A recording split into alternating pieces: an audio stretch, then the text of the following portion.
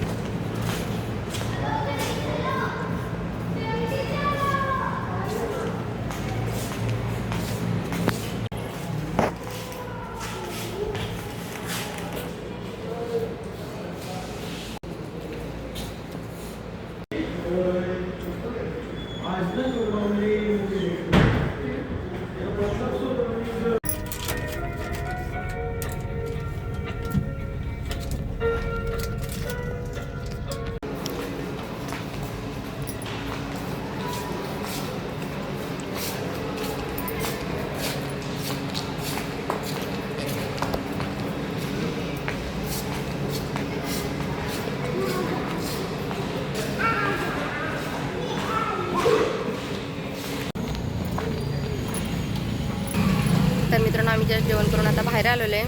आणि जेवणाचं सांगायचं म्हटलं तर आम्ही आता कमीत कमी 1 वर्षापासून खात आलो होतो. तर कधी काही प्रॉब्लेम आला नाही, कधी काही म्हणजे असं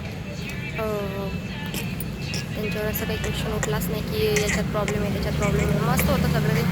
पण आता सध्या आम्ही बघितले तिथे मध्ये वेटर वगैरे सगळे चेंज, कुक वगैरे सगळे चेंज झालेले. त्याच्यामुळे पिझ्झा पण पूर्ण जळलेला होता आणि जे राईस म्हटलं तर ती पूर्ण कच्चं होतं.